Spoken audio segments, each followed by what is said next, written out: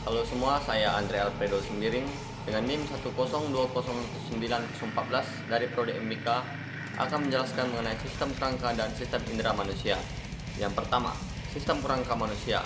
Sistem kerangka manusia adalah sistem organ yang memberikan penopang struktur bagi tubuh manusia dan melindungi organ tubuh.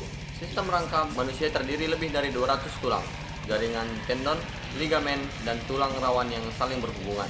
Rangka manusia memiliki fungsi vital lainnya seperti memproduksi sel darah, menyimpan serta melepaskan lemak dan mineral, serta memfasilitasi gerakan tubuh. Tanpa sistem rangka, manusia tidak akan memiliki bentuk, struktur, ataupun pergerakan. Fungsi kerangka adalah 1. Penopang bentuk tubuh. Sistem rangka manusia menopang tubuh dan memberi bentuk tubuh sehingga manusia dapat berdiri, duduk, dan bergerak. Kita bisa melihat contoh seperti pada gambar tersebut. Yang kedua, melindungi organ dalam. Sebagai contoh, tengkorak melindungi otak dan tulang rusuk melindungi jantung, paru-paru. Pergerakan tubuh. Sistem rangka manusia terdiri dari tendon yang saling berhubungan agar tubuh dapat bergerak. Contohnya seperti gambar tersebut. Yang keempat, tempat melengkapnya daging. Anda bisa melihat gambar yang sudah tersedia. Sistem rangka manusia dibagi menjadi dua bagian, yaitu rangka aksial dan rangka apendikular. Yang pertama, rangka aksial. Tulang tengkorak terdiri atas 22 yang diklarifikasikan menjadi dua bagian, yaitu tulang kranial yang terdiri atas 8 tulang di tengkorak untuk melindungi otak, dan tulang wajah yang terdiri atas 14 tulang di tengkorak bagian depan untuk membentuk wajah Anda. B. Osikles lelaki. Tulang di telinga yang berfungsi untuk sistem pendengaran. Osikles pendengaran terdiri atas 6 tulang kecil di saluran telinga bagian dalam tengkorak.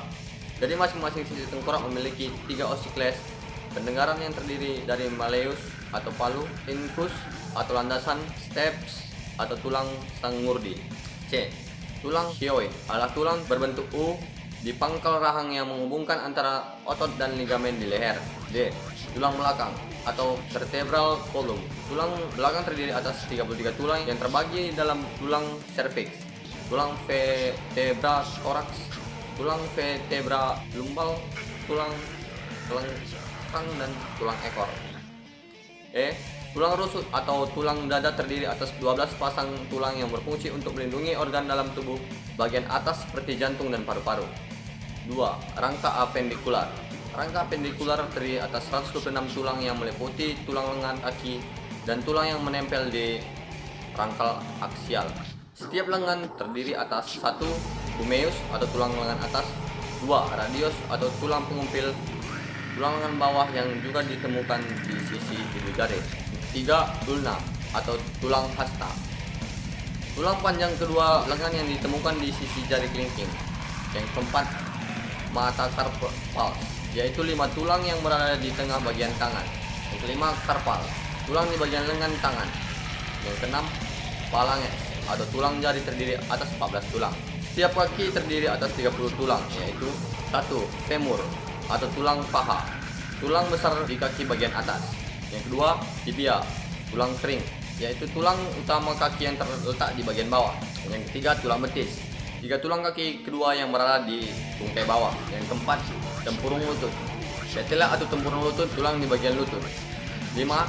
Tarsal, yaitu 7 tulang pergelangan kaki. Yang keenam, metatarsus, yaitu 5 tulang di area tengah kaki. Yang ketujuh, phalanges, 14 tulang yang membentuk jari-jari. Tulang panggul terdiri atas 3 tulang utama, yaitu 1. Tulang panggul atas. Yang kedua, tulang pangkal paha. Yang ketiga, pubis, yaitu tulang pinggul dekat alat kelamin. Itu bagian dari rangka apendikular dari sistem rangka manusia. Rangka apendikular membentuk poros yang sangat penting bagi tubuh. B. Sistem indera. Yang pertama, sistem indera penglihatan. Indera penglihatan pada manusia adalah mata. Indera penglihatan disebut juga fotoreseptor karena mata sangat peka terhadap rangsangan cahaya. Di dalam mata terdapat beberapa bagian sebagai proses penglihatan. Bagian-bagian tersebut memiliki fungsi masing-masing. Yang pertama, kornea. Kornea mata berfungsi meneruskan cahaya yang masuk ke dalam mata. Cahaya tersebut akan masuk dan berakhir pada selaput jala atau retina. Yang kedua, iris. Iris merupakan selaput pelangi yang letaknya di belakang kornea mata. Di tengah selaput pelangi terdapat celah yang disebut anak mata atau pupil. Pupil berfungsi untuk mengatur banyaknya cahaya yang masuk ke dalam mata. Iris mengandung pembuluh darah dan pigmen. Jumlah pigmen akan menentukan warna mata. Yang ketiga, lensa. Lensa mata berfungsi untuk memfokuskan agar cahaya yang masuk ke dalam mata jatuh tepat pada retina, maka benda yang terlihat tampak jelas. Lensa dapat menipis atau menebal sesuai jarak mata dengan benda yang dilihat. Yang keempat, retina. Retina berfungsi untuk menangkap cahaya yang masuk ke dalam mata. Retina terletak di paling belakang pada mata. 5. Saraf mata. Saraf mata memiliki fungsi untuk meneruskan rangsang cahaya ke otak. Semua informasi akan dibawa saraf yang kemudian diproses ke otak. Yang keenam, otot mata. Otot mata berfungsi untuk menggerakkan bola mata, sehingga mata bergerak ke kanan, ke kiri, atas, dan ke bawah.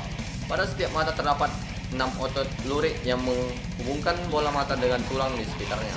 Bagian-bagian mata terdapat dalam gambar tersebut. Yang kedua, telinga. Telinga merupakan alat indera yang berfungsi untuk mendengar yang ada di sekitar kita. Telinga ialah indera pendengaran yang menerima sebuah rangsangan berupa suara atau fotoreseptor. Fungsi lain dari telinga yaitu telinga berfungsi sebagai alat keseimbangan. Contoh gambar telinga bisa Anda lihat dari gambar tersebut. Bagian-bagian telinga yaitu sebagai berikut.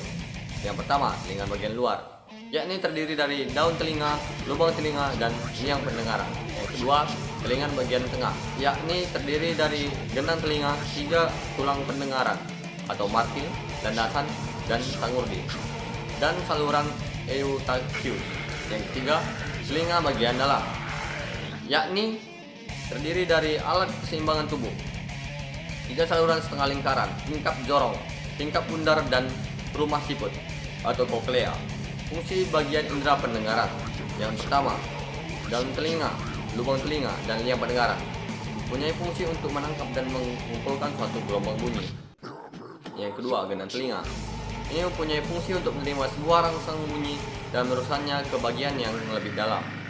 Yang ketiga, 3 tulang pendengaran atau tulang martil, landasan, dan sangurdi mempunyai fungsi untuk memperkuat sebuah getaran dan meneruskannya ke koklea atau rumah siput. Fungsinya untuk menghubungkan suatu rongga mulut dengan telinga bagian luar. Yang ketiga, indera pembau atau hidung.